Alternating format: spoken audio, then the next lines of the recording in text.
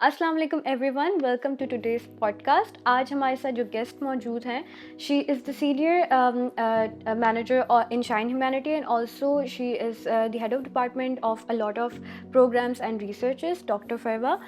Welcome here and आज हम आपकी पहले तो आपकी जर्नी से स्टार्ट करेंगे, that how you started from dentistry and then you shifted towards public health, which is a very, अगर हम देखें तो चैलेंजिंग बात भी है। एंड मतलब आई डोंट नो आपके माइंड में ऐसी क्या थॉट्स आई होंगी when you start to know about it कि मेरा उस तरफ ज़्यादा रुझाव है। एंड ऑल्सो आप मुझे ये बताएं कि आपने ये भी सोचा होगा कहीं ना कहीं कि आप एक इंडिविजुअल को, अगर आप डेंटिस्ट्री की बात करें तो आप एक इंडिविजुअल को देखती हैं, राइट? बट अगर पब्लिक हेल्थ की बात करें तो वो ज़्यादा कम्युनिटी बेस्ड है। तो Yeah. आप मुझे बताएं कि how did you shifted your mind towards that? Okay, एक सौ सबसे पहले thank you so much for having me here, it was such a pleasure. Dentistry honestly अगर अब मैं ये बात करूँ तो हाँ, I can say a lot of things कि public health is very big, it has a very big profile, there is a lot of things we can do, और the scenario has been shifted after covid के बाद public health. लेकिन उस वक्त that time जब मैंने public health किया था, so naturally it comes in my way. Like I started as a dentist, but मुझे बहुत ज़्यादा इंटरेस्ट नहीं था डेंटिस्ट्री में। I was more clean towards academics and administration. So I started doing my public health immediately after my dentistry. तो उस वक्त जब मैंने ये एक्सप्लोर किया, that was very new to me because it's completely different from what I have taught in dentistry. सो एक बहुत different scenario था। बट जब मैंने इसमें स्टार्टेड वर्किंग इन इट ना, लाइक जब मैंने काम करना शुरू किया डिफरेंट ऑर्गेनाइजेशंस में, different national international projects lead किए, तो मुझे पता चला कि एक्चुअली इसका इम्पैक्ट इज़ वेरी बिग। और उसके बाद एज आई मेंशन, जैसे कोविड ने थोड़ा सिनेरियो चेंज कर दिया, पब्लिक हेल्थ को बहुत इंपॉर्टेंस मिलने शुरू हो गई। पता चल गया कि एक पैंडेमिक जो है वो किस तरीके से पूरी दुनिया में शट डाउन करा सकता है।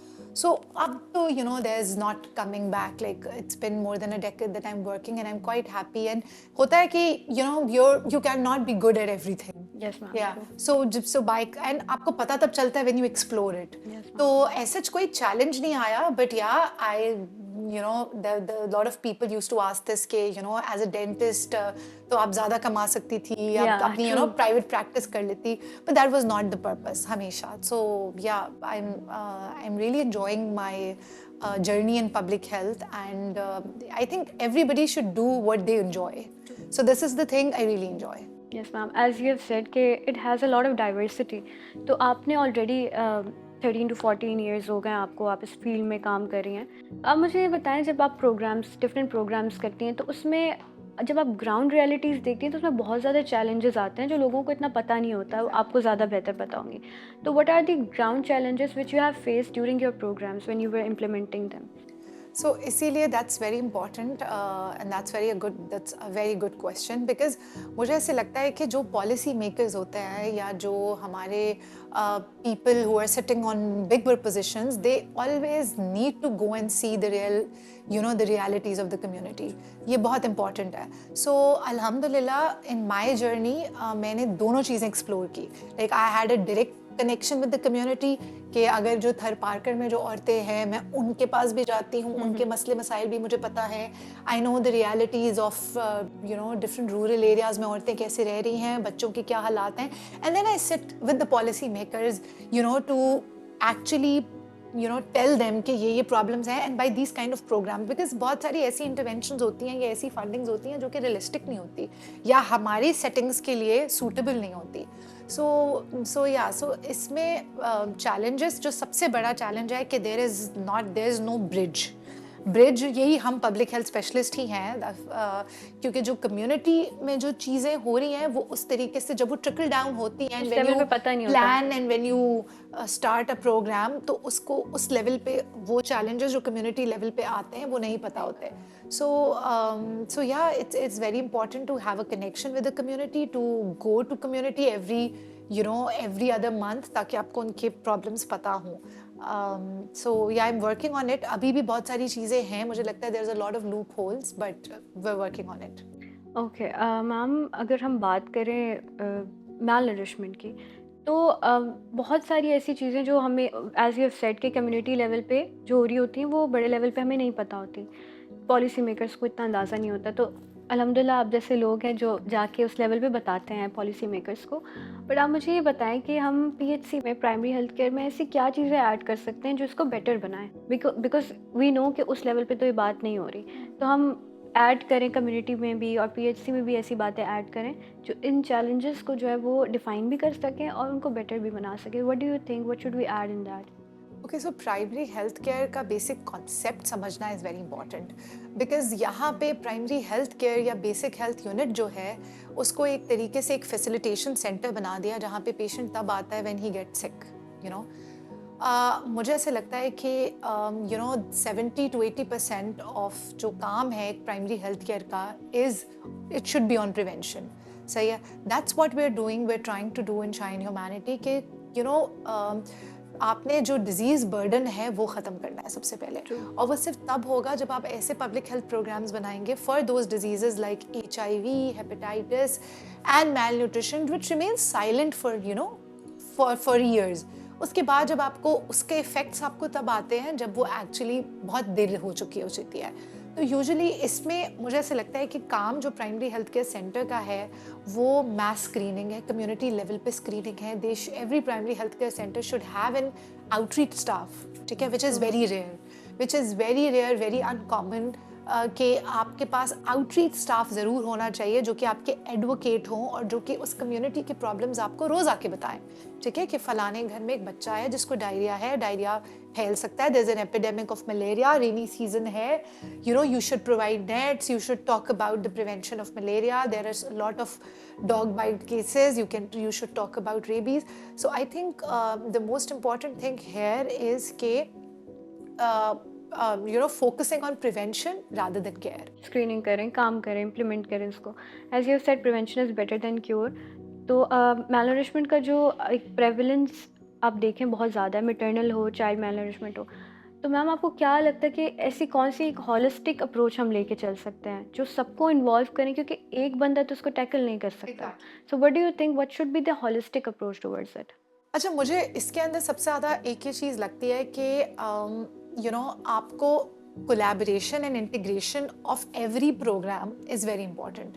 और उसके लिए जो सबसे बड़ा जो हमारा आई थिंक पार्टनर बन सकता है फॉर एवरीथिंग इज़ गवर्नमेंट, ठीक है, because government has a lot of programs aligned with the different agencies also, बहुत ज़्यादा उसको सपोर्ट भी है। सो रादर देन हर कोई अपना अपना काम करे, आई थिंक जिसकी जो एक्सपर्टीज़ है उसमें प्रोग्राम इंटीग्रेशन होना और सिंक्रोनाइजेशन होना विद ईच अदर, ठीक है, sharing data so that doubling ना हो आपके काम की, ये भी बड़ा ज़रूरी है। सो आई थिंक अगर मैं सिर्फ एक PHC की बात करूँ तो अंडर वन रूफ सारी सर्विसेज देना इज समथिंग जो कि करनी चाहिए। And also integration with different departments is very important. कि अगर जो लोग फॉर एग्जांपल अगर आपने मैल न्यूट्रिशन की बात की तो जितनी NGOs मैल न्यूट्रिशन पे काम करिए दे शुड सिट टुगेदर, और ये होता है। बट अगेन वही वाली बात है कि कहीं ना कहीं कुछ चीज़ें रह जाती हैं उसमें, बट ये होता है कि they sit together, their exchange notes, उनको पता होना चाहिए कि ये इसकी नीड है। किसी के पास टेक्निकल नॉलेज ज़्यादा होती है, किसी ऑर्गेनाइजेशन के पास कहीं पे मैन रिसोर्स ज़्यादा होती है, ठीक है, किसी के पास कोई डोनर अच्छा होता है, so they should sit together and work like this, ठीक है। और rather than investing in big tertiary hospitals, I think primary level पे काम करने की बहुत ज़रूरत है। मैम जैसे अभी आपने यही बोला, लाइकवाइज लोग जब बैठते हैं साथ तो वो अक्सर कोई आइडिया जनरेट करते हैं, ब्रेनस्टॉर्मिंग होती है। तो as you are working, Shine Humanities working with TMSG, तो आप मुझे बताएं कि जब साथ काम करते हैं तो कौन सी ग्राउंड रियलिटीज़ आपने फेस की हैं, उसमें इसके क्या क्या चैलेंजेस आए और अभी जो काम चल रहा है वो किस तरह चल रहा है? ओके, सो हमारा अभी तक TMSG का जो मैल न्यूट्रिशन प्रोग्राम है उसमें collaboration is going very good. जैसे मुझे ऐसे लगता है कि अगर एक आप सेम विजन एंड मिशन पे काम कर रहे हैं, लाइक माइंडेड ऑर्गेनाइजेशन है, they also want to prevent children from getting malnourished, so हमेशा इसमें रिजल्ट अच्छा ही होता है, ठीक है। अगर कोई प्रॉब्लम्स आती भी हैं तो वो इतनी माइनर होती हैं कि और हमारा अभी तक यही है कि सिंस TMSG की विल और हम लोगों की presence in the community, so we are working in that कि दे आर सपोर्टिंग अस, और हम लोग RUTF जो हैं वो दे रहे हैं उनकी मदद से, और आई थिंक इतने बड़े स्केल पे आई थिंक हम काम नहीं कर सकते अगर हमें TMSG की सपोर्ट नहीं होती. So I want this for my other programmes as well. और मैं हमेशा, मेरी कोशिश यही होती है कि ऐसी ऑर्गेनाइजेशंस जो कि काम करना चाहती हैं, they have a wish to go and work in the community but they don't have access, so we can do this kind of collaboration. और इसकी सबसे बड़ी example is our collaboration with TMSG. All right. Ma'am, it's a very important topic, क्योंकि initially mother की health अच्छी होती है तो बेबी की हेल्थ भी बेटर होती है. So if you talk about that, आप हमें बताएं कि सप्लीमेंट्स ही काफ़ी होते हैं या रेगुलर फॉलोअप्स जो हम लेते हैं वो इतना, मतलब इम्पोर्टेंस किसको ज़्यादा दी जाए, या अगर आप दोनों को लेके चलें, what is more important if it comes to maternal health की बात करें. चाइल्ड हेल्थ की तो डिफरेंट एस्पेक्ट है, तो आप माओं के बारे में इम्पोर्टेंस अगर आप बता दें. अच्छा, मुझे तो ऐसे लगता है कि वुमेन हेल्थ जो है ना, माँ से भी पहले, एक बच्ची जो है उसकी हेल्थ इतनी इंपॉर्टेंट है, तब से वो जर्नी स्टार्ट हो जाता है. Because eventually she will become a mother if she is a healthy girl, और उसकी हेल्दी हैबिट्स हैं, eating habits, hygiene habits, she will become a healthy mother. If she will become a healthy mother तो she will give birth to a healthy child. तो मुझे लगता है ये इतना इंटरकनेक्टेड है कि आई थिंक मैटरनल हेल्थ से पहले हमें लड़कियों में अनीमिया, जैसे हमारा एक अनीमिया प्रोग्राम है. सो अगर आप उसमें प्रेवेलेंस देखें ना, आप इतने अलार्मिंग नंबर्स देखेंगे, बिकॉज 90% रूरल एरियाज़ में बच्चियाँ मैलनरिश्ड हैं, ठीक है. और उनको ये कोई कॉन्सेप्ट नहीं है ऑफ टेकिंग मल्टीविटामिन्स या आयरन सप्लीमेंट्स. प्रेगनेंसी में तो फिर कोई 1-2 महीने में उनको सप्लीमेंट्स देता है, वो ठीक हो जाते हैं. बट ये इतना एक्यूट प्रॉब्लम नहीं है कि आप 2 महीने मेडिसिन खा लें और आपका एनीमिया ठीक हो जाए और आपके हीमोग्लोबिन लेवल्स ठीक हो जाए. इसके लिए बहुत बिल्डअप करना पड़ता है. तो सबसे पहले आपको उसको स्टार्ट करना है अपने एडोलेसेंस एज में, ठीक है. उसके बाद मैटरनल का तो मुझे ऐसे लगता है हमने बहुत सारे ऐसे प्रोग्राम स्टार्ट किए मैटरनल हेल्थ पे, उम्मीद से के नाम से, और इस तरीके के हम केटर करना चाहते हैं उन औरतों को जो कि एक्सपेक्ट कर रहे हैं in terms of everything. Obviously हम उनको कैलोरी इंटेक उनका नहीं बढ़ा सकते, जो बट माइक्रो न्यूट्रिएंट डिफिशियंसीज है, क्योंकि आप एक माँ को उसके सेकेंड ट्राइमेस्टर में देख के बता सकते हैं कि ये इसका जो बच्चा होगा वो मैलनरिश्ड होगा कि नहीं, ठीक है. इट्स वेरी क्लियरली, क्योंकि उसमें जो है वो सारे साइंस आपको पता चल जाते हैं. तो इसलिए मैटरनल हेल्थ को प्रमोट करने के लिए आई थिंक हमारी कोशिश होती है कि हमारे जितने भी प्रोग्राम चल रहे हैं उनमें 60 to 70% प्रोग्राम्स जो हैं वो प्रोग्राम्स हैं जो कि मैटरनल चाइल्ड हेल्थ पे हैं, अनमैटरनल हेल्थ पे. तो उसमें बहुत ज़रूरी है कि माँ, सबसे पहले तो ये बहुत ज़रूरी है कि बर्थ स्पेसिंग हो, ठीक है. मतलब सबसे तो I think they don't, it's a very large topic. मैं शुरू होंगी तो ये मैं ख़त्म नहीं होंगी about women empowerment. They don't even have a right to decide whether they want a child or not. सही है. So if you ask them if they are having 4 बच्चे and then they are pregnant again, और आप पूछते हैं कि बच्चा क्यों कर रहे हो, तो they have no answers because उनको ये कॉन्सेप्ट ही नहीं पता कि वी हैव अ राइट. सबसे पहले तो आपको ये पता होना चाहिए कि हमारे पास राइट है ये फैसला करने का कि भाई हम पैदा करें या नहीं करें, ठीक है.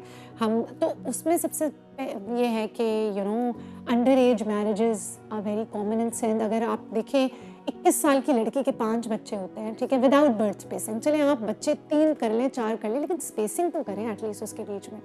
सो उसमें फिर ये होता है कि एक बच्चा जो है वो सिवियरली मैल नरिश्ड होता है, माँ मैल नरिश्ड है, शी इज़ एक्सपेक्टिंग अगेन. फिर उनके obviously you can not burn a candle from both sides. They can not lactate the baby. वो दूध भी पिला सकती है जस्ट बिकॉज प्रेगनेंट है, सही है. तो वो लैक्टेशन, तो उस बच्चा जिसको 2 साल आपने ब्रेस्ट फीड कराना है उसका तो आपने पहला हक ही छीन लिया ना उससे, ठीक है. So it's a vicious cycle. And इसमें आई थिंक जितना भी काम किया जाए, जितनी भी इसकी एडवोकेसी की जाए वो कम है. हम अगर ये सारी बातें कर रहे हैं तो जो इनिशियली बात होती है वो मैल नरिशमेंट की बात होती है. मैटरनल मैल नरिशमेंट में हम बात की. चाइल्ड मैल नरिशमेंट की अगर हम बात करें तो what are the factors, what are the reasons जिसकी वजह से, चले फॉर एग्जांपल एक मदर हेल्दी है और बट बेबी जो है वो कुछ अर्से बाद उसको स्टंटेड की तरफ चला जाता है या वेस्टिंग की तरफ चला जाता है. So what is the main reason behind that? अच्छा, अगर सबसे पहले हम कंट्रीब्यूटिंग फैक्टर की बात करें तो पहले तो लोगों को ये अवेयरनेस ही नहीं है उधर के आपने वैक्सीन्स लगानी है. हालांकि ये फ्री ऑफ कॉस्ट है. आपने हर सेंटर पे, हर हॉस्पिटल में मुफ्त लग रही हैं वैक्सीन्स. तो अगर आप उस बच्चे को मैल न्यूट्रिशन में बचा भी लेते हैं, उसको उसकी बेहतर भी हो जाती है, तो वो बच्चा, उसको मीजल्स आउटब्रेक होता है, मीजल्स से उसकी डेथ हो जाती है। सो आई थिंक इम्यूनाइजेशन बहुत इंपॉर्टेंट है, वैक्सीन बहुत इंपॉर्टेंट है, और उसके बाद जो एक और चीज़ है वो माँ का काउंसलिंग बहुत इंपॉर्टेंट है ऑन ब्रेस्ट फीडिंग। हमारे पास कोई IYCF काउंसलर का कोई कॉन्सेप्ट नहीं है। बाहर के मुल्कों में जब आप एक बच्चा डिलीवर करते हैं तो उसको माँ को देने से पहले वो माँ को पूरा एजुकेट करते हैं कि उसको कितना ब्रेस्ट फीड कराना है, कितनी दफ़ा कराना है, कितना इम्पॉर्टेंट है इमिजिएटली ब्रेस्ट फीड कराना। बट यहाँ पे if I talk about like big hospitals, I won't take names, but a very big hospital, वहाँ पे भी आपके पास कोई कॉन्सेप्ट नहीं। इवन मैं एज अ डॉक्टर जब मैंने अपना बेबी डिलीवर किया था तो उन्होंने मुझे कोई किसी किस्म की भी कोई एजुकेशन नहीं दी थी। सो वट एवर इन्फॉर्मेशन वो औरतें जो गाँव में बैठी हैं वो ले रही हैं is from the mothers, from the mother in laws. सो वो वही मिथ ट्रिकल डाउन होके औरतों पे आ रहे हैं। अगर वो कोलेस्ट्रॉल जो कि एक जो शुरू में दूध आता है उसको अभी भी वो लोग समझती हैं, जो कि फुल ऑफ एंटीबॉडीज़ और रिच होता है बच्चे के लिए, लेकिन वो कहती है कि नहीं वो नहीं पिलाना बिकॉज हमारी सास ने कहा था, हमारी दादी ने गंदा कहा था, वो गंदा दूध है। सो ये होना एक माँ को एजुकेट करना कि अब तुम्हें हमने बच्चा तो दे दिया, बट इसको दूध पिलाना कितना ज़रूरी है, किस तरीके से दूध पिलाना और कितना ज़्यादा ज़रूरी है सिर्फ दूध पिलाना। उसके बाद जो कॉन्सेप्ट ऑफ वीनिंग है कि पहली ग़िज़ा कब देनी है और क्या देना है, ठीक है। ये नहीं है कि पहले 4 महीने का चाहे 6 महीने का बच्चा बिस्किट पकड़ा दिया आपने जो वो हर जगह मल रहा है और उसके बाद वो खा रहा है। सो ये चीज़ मुझे लगता है कि बहुत ज़रूरी है, जो कि नहीं है। उसके अलावा अगर आप ये बात करें कि जो टैबूज़ है, मतलब मैं एक गायनोकोलॉजिस्ट, एक किस्सा था कि एक गायनोकोलॉजिस्ट ने मेरी कम्युनिटी हेल्थ वर्कर ने मुझे रिपोर्ट किया कि the woman who delivered a baby, उसको गायनोकोलॉजिस्ट ने कहा कि भाई आपको, उसको डिप्रेशन और एंजाइटी हुई इमिजिएटली आफ्टर डिलीवरिंग। तो उसने 3-4 दिन बाद बताया तो उसने कहा कि नहीं ये तो ऐसी एक्टिंग कर रही है, नहीं शी हैज़ नथिंग। उसको एक पोस्ट नेटल डिप्रेशन का कॉन्सेप्ट नहीं बताया। And I am talking about a gynaecologist, ठीक है। सो उसकी फैमिली ने इवेंचुअली उसको एक मज़ार पे छोड़ दिया, कि यहाँ से ये बेहतर हो जाएगी, इस पर कोई साया आ गया है। सो हम लोग क्या करते हैं, हम लोग शाइन में we have a community health workers जिनको हमने ट्रेन किया है on breaking the cycle, on addressing these myths. ये जो मिथ्स इन औरतों के हैं इनको ख़त्म करने की कितनी ज़रूरत है कि post natal depression is a thing, you need to talk about it, you need to take help. सो इसी तरह ब्रेस्ट फीडिंग, किस तरीके से दूध पिलाना है, कितना ज़रूरी है दूध पिलाना, ये बड़ी बेसिक बात है। मतलब आपको बड़ा बेसिक लग रहा होगा कि we hearing this in so many years, सब कुछ, लेकिन they still struggling with it. कितना ज़रूरी है बर्थ स्पेस करना for your child and for yourself, ठीक है। वो औरतों को कॉन्सेप्ट नहीं है। अगर आप उसको उसी वक्त डिलीवरी के बाद ये बताओ कि इस बच्चे को तुमने अगर 2 साल से पहले दूध छुड़वा दिया तो बच्चे को की सेहत पे कितना बुरा असर होगा। सो वो ऑटोमेटिकली आपके साथ फैमिली प्लानिंग करने में इंटरेस्टेड होगी, सही है। सो व्हाट वी डू, हमारे जैसे इदारे TMSG हो गया, शाइन हो गया, हम एक इंटीग्रेटेड अप्रोच रखते हैं। मतलब हमें ये होता है कि आपने बच्चा डिलीवर करना या उस औरत को एक मेडिसिन दे देना through out the pregnancy is not your responsibility. आपकी रिस्पॉन्सिबिलिटी ख़त्म नहीं हो जाती, डिलीवर हो गई बस हमने इतनी डिलीवरीज करा ली पूरे साल में और उसके बाद आपने एक रिपोर्ट बना दी कि आपकी रिस्पॉन्सिबिलिटी ये है कि वो औरत उस बच्चे को उसके बाद दूध कैसे पिला रही है, उस बच्चे की क्या है, आपने उसको चेकअप्स के लिए बुलाना है, आपने उसके बच्चे की हेल्थ देखनी है। इसी तरह हम लोगों के जितने भी प्रोग्राम्स चल रहे हैं, if I talk about nutrition का प्रोग्राम, तो उसमें we make sure that the child visit at least once year after the recovery. Doctor Farwa, अब हमारा जो अगर हम बात करें यूथ की अपनी, तो पब्लिक हेल्थ के बहुत सारे बच्चे जो हैं, एज यू हैव सेड कि पब्लिक हेल्थ बहुत ज़्यादा अब काम कर रहा है, ग्रो कर रहा है। यूनिवर्सिटी में बहुत न्यू आप देख सकते हैं कि पहले पब्लिक हेल्थ था ही नहीं, अब यूनिवर्सिटीज़ में भी न्यू प्रोग्राम्स खुल गए पब्लिक हेल्थ के। तो आप मुझे ये बताएं कि आप उनको क्या मैसेज देना चाहेंगे if you talk about public health, और इस लेवल पे, जिस लेवल पे आप हैं आज, you inspire lot of people, right. तो आप मुझे बताएं कि आपके लिहाज से उनको क्या माइंडसेट रखना चाहिए when they are coming towards public health. Thank you so much for giving me this opportunity. मैं बस एंड में यही कहना चाहूँगी कि I mention all the work जो हम लोग कर रहे हैं, but it's not only 10% of जितनी वहाँ पे ज़रूरत है और जितनी लोगों को ज़रूरत है। सो ये कोलैबोरेशन हमारी और TMSG की, we're starting new programmes together, हम इसको एक्सपेंशन की तरफ लेकर जा रहे हैं। So we really need your support and I want के इन टर्म्स ऑफ वॉलंटियर या किसी तरीके से कैपेसिटी बिल्डिंग में या हमारे प्रोग्राम्स को आप सपोर्ट करना चाहें चाहें तो हमारे वेबसाइट्स आप सर्च कर सकते हैं and you can be a part of it and also I am available on LinkedIn and as Farwa Shahid, so you can follow me there and thank you so much. Thank you so much, Dr. Farwa, for coming here, also for giving us the insights and about your whole journey. It's really inspiring to know about that.